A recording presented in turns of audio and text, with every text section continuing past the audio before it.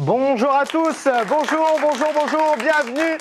Merci d'être là à la maison, bienvenue dans Plan B, une toute nouvelle émission que vous allez découvrir. On va la découvrir ensemble. Est-ce qu'on va passer 20 minutes ensemble? For sure. Dans cette émission, aujourd'hui, on va parler de Castagne de Jean-Claude Van Damme. Vous l'aurez compris, on va parler des cascadeurs du cinéma. Alors évidemment, je ne suis pas tout seul sur ce plateau. Regardez, il y a 2 sièges qui vont être occupés par 2 cascadeurs. Nos invités du jour, j'ai parlé avec eux, ils sont en loge, ils sont super sympas, vous allez les adorer. Merci d'accueillir Cindy et Antoine. Ça va, vous allez bien? Ça va et vous, merci. Ça va? Bienvenue sur le plateau de Plan B. Comment ça va? Très bien, et ça vous? Va bien? Alors vous êtes cascadeur, je vous laisse vous présenter. Cindy. Oui, alors moi je suis en formation pour être cascadeur. Dans quelle école? Dans l'école Action Training Production. D'accord. Et vous, Antoine? Bonjour, je m'appelle Antoine, j'ai 30 ans et je fais la même école du coup que Cindy chez Action Training Production. Eh bien, en tout cas, bienvenue sur le plateau. On va vous poser quelques questions. Notamment, on va commencer par Cindy. Cindy, justement, donc, comme vous l'avez dit, vous êtes en formation. Qu'est-ce qui vous a donné cette envie, justement, d'être cascadeuse?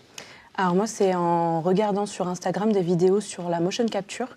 Je me suis intéressée un petit peu à comment on devient acteur pour la motion capture. Et j'ai trouvé des écoles de cascade sur Internet. Et c'est comme ça que la passion est partie. Exactement. Et vous, Antoine? Moi, j'ai fait une école d'acting avant, donc chez Acting Studio, pardon. Et du coup, on avait déjà des petits cours de cascade à l'école. Et ça m'a donné envie d'aller plus loin dans la cascade. Et je me suis aussi inscrit du coup chez Action Training Production. Alors justement, on sait que la préparation d'une cascade est parfois longue et difficile. Par exemple, pour 30 secondes de tournage. Est-ce que pour vous, Antoine, vous avez une cascade favorite? Je vous poserai la même question pour vous, Cindy. Et une cascade qui est un peu plus galère pour vous? Moi, celle que j'adore faire, c'est surtout les chutes de hauteur. C'est ce côté un petit peu adrénaline, justement. J'adore rechercher ça. Et celle où je galère un petit peu plus, ce sera plus les chutes d'escalier. Où là, vraiment, c'est plus physique que la chute de hauteur qui est un peu plus mentale niveau énergie, on va dire. Justement, pour la préparation mentale, ne pas avoir le vertige, par exemple? Oui, aussi, oui.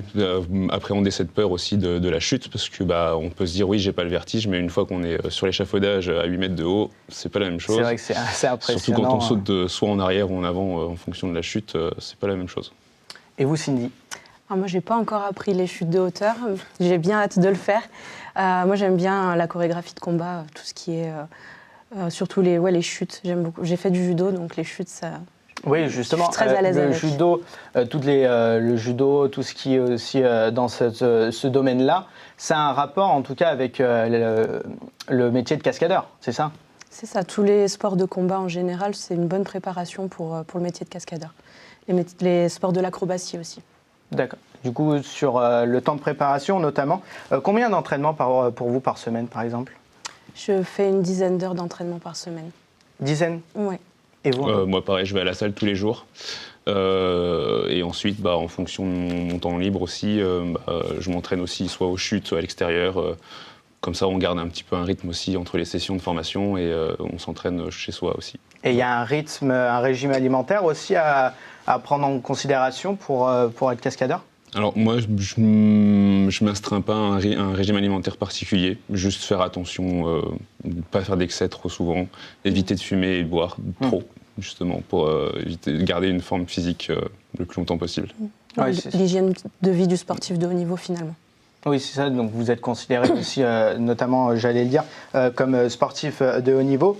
Et justement, donc, comme on a la chance d'avoir le public, et à tout moment, un public, si jamais vous n'hésitez pas à interagir avec nous, si vous avez une question, et notamment, cette question est évidente, c'est, admettons, il y a quelqu'un du public ou un téléspectateur qui nous regarde, s'il a envie de faire justement de la cascade, quel est le conseil que vous pouvez lui donner pour commencer ? Moi, je pense que c'est déjà un métier de passion. Parce que j'estime, de mon point de vue, qu'il faut être passionné par ça et avoir envie de réussir. Et ensuite, être déjà sportif de base. Parce que ça demande beaucoup d'efforts quand même. Quand on est en formation, on a entre 40 et 45 heures d'heures de sport par semaine, pendant 2 semaines. Donc c'est assez intense quand même. Oui, ce qu'on disait, c'est vraiment un sportif de haut niveau limite. Donc, voilà. Oui, tout à fait. Et puis même, justement, lors des cascades, notamment lors des tournages, il faut aussi avoir ce côté d'acting, je pense. C'est ça ? C'est ça. Oui, c'est ce qu'il faut avoir justement pour... Comment vous faites ? Est-ce que vous avez déjà participé à des tournages ? Il faut apprendre le scénario de l'acteur et puis en même temps réaliser toutes ces cascades. Comment ça se passe ? Oui, tout à fait. Du coup, on a des cours d'acting aussi justement à l'école. Moi, j'ai fait de l'acting à côté, donc j'ai plus ce côté acteur que je connais de base. Mais effectivement, pour pouvoir mettre en accord la cascade au jeu de l'acteur, il faut quand même connaître le scénario, ou du moins la scène qui est en cours, pour pouvoir adapter notre cascade à la scène qui est représentée après par l'acteur. Et en parlant d'acteur, est-ce que vous avez un acteur phare que vous avez comme référence, ou un film peut-être que vous aimeriez bien jouer pour vous, Cindy ?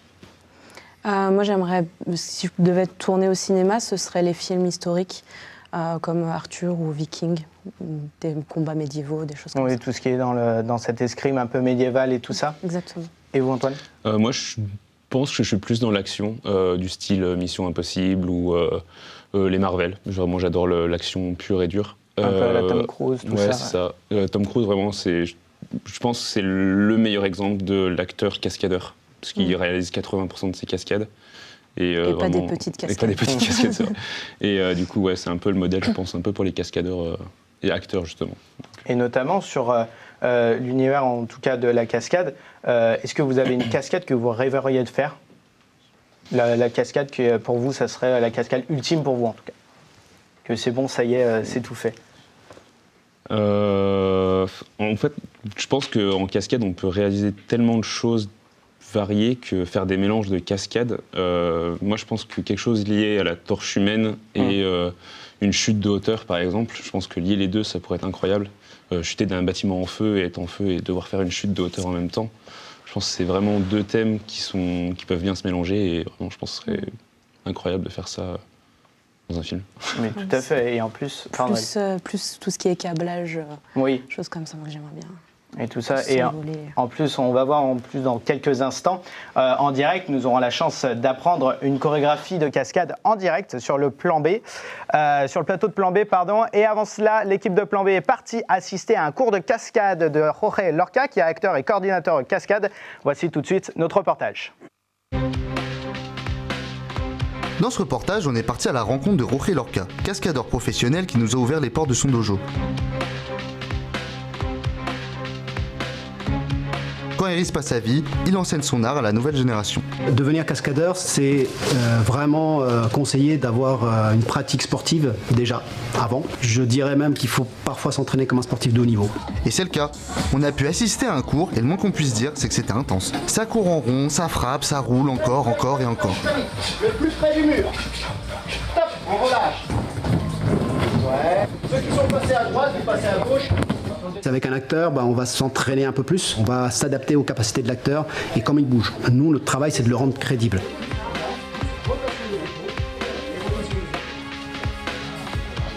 Ce soir, c'était entraînement à la lame, sabre, couteau, katana, tout y est passé. Les blocages sont de plus en plus loin, plus là, et du coup, on n'exprime pas le mouvement. Avec des cascadeurs, ça peut aller très très vite. On est capable d'écrire en moins de 2 heures quelque chose de précis. Développe.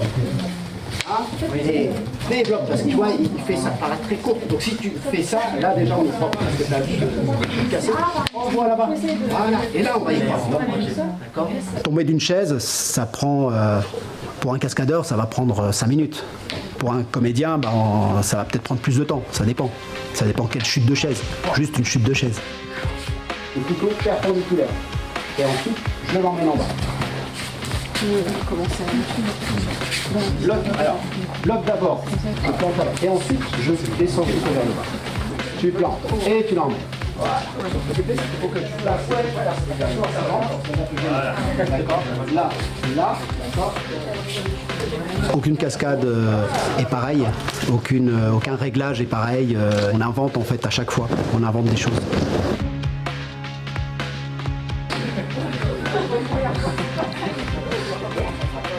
D'ailleurs, à la fin du cours, l'équipe a voulu s'essayer à la cascade, avec plus ou moins de succès.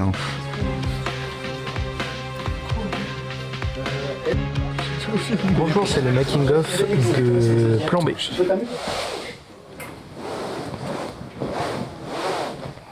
Bonne nuit Thomas. Et bravo aux cascadeurs de l'association des pentes sportives et culturelles pour ce magnifique reportage. Et si vous voulez en savoir plus, n'hésitez pas à aller sur leur site www.assopsc.fr. Alors Antoine, Cindy, justement, qu'est-ce que vous en avez pensé ? Je trouve que c'est assez représentatif de ce qu'on fait nous aussi à l'école. Vraiment, il y a beaucoup une partie entraînement, donc renforcement musculaire, cardio et tout. Et du coup, la pratique où il y a beaucoup de répétitions dans ce qu'on fait, pour être le plus précis possible et ensuite pouvoir mettre en action de plus en plus vite ce qu'on apprend. Je trouve ça très bien vraiment en termes de représentation de ce qu'on fait nous aussi à l'école. Et vous, Cindy ? Oui, je suis assez d'accord. Le côté sportif, comme il dit, il faut beaucoup de pratique. Et le fait aussi que plus on avance dans notre cursus, et plus c'est facile de faire des chorégraphies rapidement. En 2 heures, effectivement, on peut faire une chorégraphie d'une certaine longueur, précisément. Et plus on s'entraîne à le faire, et plus c'est facile de le faire. Et justement, on a prévu un petit jeu pour vous. Ce petit jeu, c'est quoi ? C'est la top du top. Donc on va jouer ensemble à la top du top. C'est très simple. Dans Plan B, on adore jouer et c'est tout simple. On a voulu poser une question à un panel de 100 Français, sauf que ça a foiré. Donc on a posé la question à un panel de 20 Français qui se contentent tout simplement de l'équipe technique. Alors le jeu est simple. Je vais vous poser la même question à vous deux. Le public est là pour vous aider, surtout. Il faudra me donner la réponse la plus donnée par ce panel.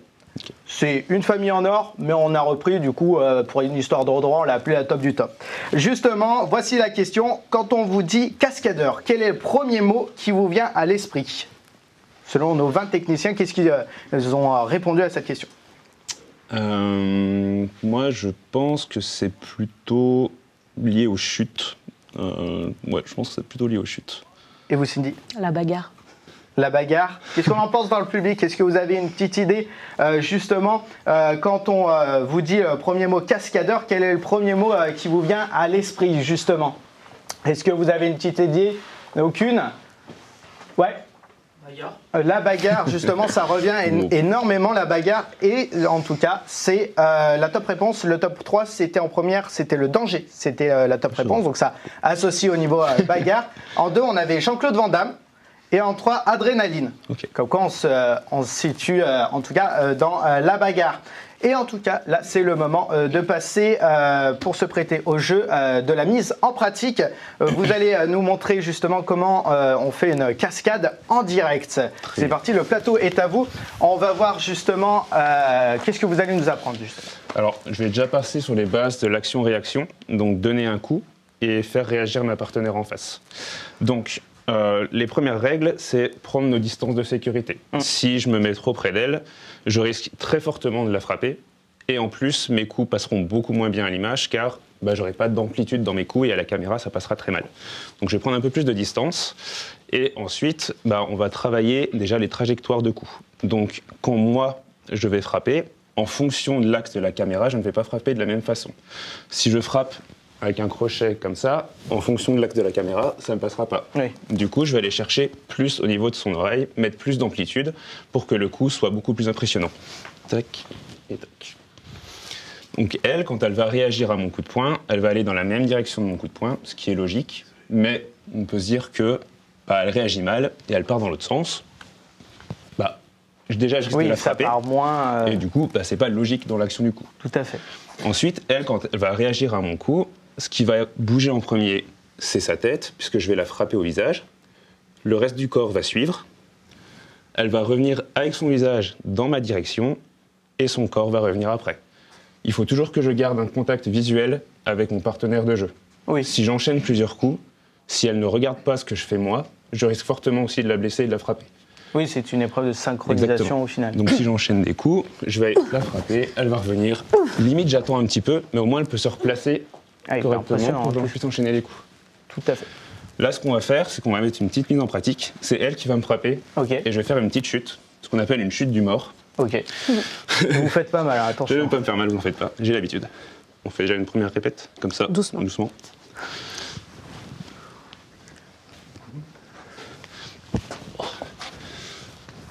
Et je chute en arrière. Ok. On y va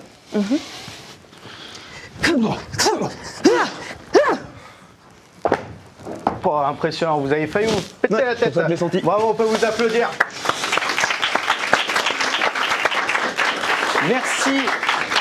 Merci beaucoup de vous être prêté au jeu et à participer à cette émission. On pourra pouvoir vous libérer. Avant cela, est-ce que vous avez des projets à venir ? Moi personnellement non, pas actuellement. J'en ai eu un récemment justement où j'ai fait un court-métrage qui va être présenté aussi en festival où je suis intervenu en tant que cascadeur. Et pour l'instant, on attend les propositions aussi aux alentours et on fait des petites recherches de temps en temps. Eh ben, en tout cas, on espère tout cela. Vous, Cindy ? La semaine prochaine, j'ai un projet de tournage pour un court-métrage d'étudiants pour faire de la figuration en cascade. Eh bien, écoutez, on vous souhaite tout ce bonheur. Merci d'être venu sur le plateau. Merci de l'invitation. Et à très bientôt. Merci beaucoup. Et justement, nous allons on part à la rencontre tout de suite de notre ami Thomas. Thomas, qu'on reviendra vers vous à chaque émission, à tout moment pendant cette émission, de savoir ce qui va rien de spécial. Spécial de l'émission Plan B. On se retrouve aujourd'hui dans les studios à Hollywood pour découvrir comment sont faits les bruitages de vos meilleures cascades dans vos films préférés. On se retrouve avec Louis, qui est ingénieur son, qui depuis tout à l'heure ne fait absolument rien, il tape du pied par terre. C'est incompréhensible ce qu'il fait. Ça n'a pas l'air du tout intéressant. Donc je ne sais même pas pourquoi on est venu là avec l'équipe de Plan B. Donc voilà. Rien d'autre à vous dire, c'était l'envoyé pas spécial. À toi, Enz. Eh ben, merci beaucoup, Thomas. On reviendra vers vous justement lors de la prochaine émission pour savoir s'il ne se passe à nouveau rien de spécial. Et on va participer maintenant, cette fois-ci, vous allez découvrir les meilleures cascades du net. Et on va passer tout de suite aux meilleures cascades du net. C'est parti.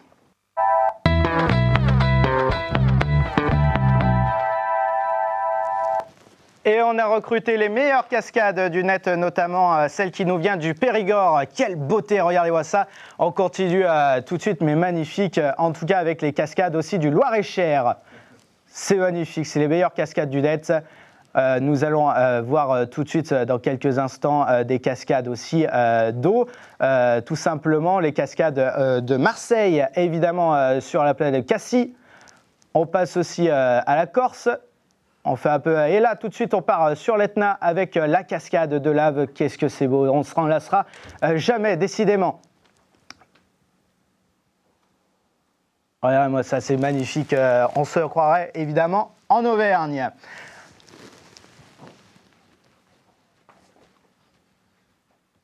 Et encore une autre cascade, évidemment, de lave qui arrive sous vos yeux ébahis. Ce qui nous fait évidemment penser justement à la salmonelle. Justement, c'est la fin déjà de cette émission, malheureusement. Merci à tous de nous avoir suivis. Merci à nos deux invités. Merci à Jorge Lorca. Merci au public qu'on peut applaudir bien fort. Vous pouvez vous applaudir, cher public.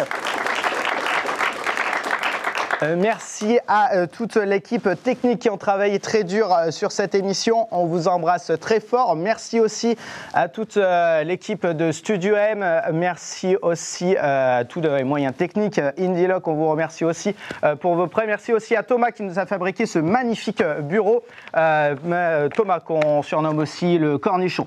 Voilà. Merci à tous de nous avoir suivis. C'était Plan B. On espère que cela vous a plu. Et puis, évidemment, on espère vous retrouver pour une prochaine émission. À très bientôt. Merci à vous.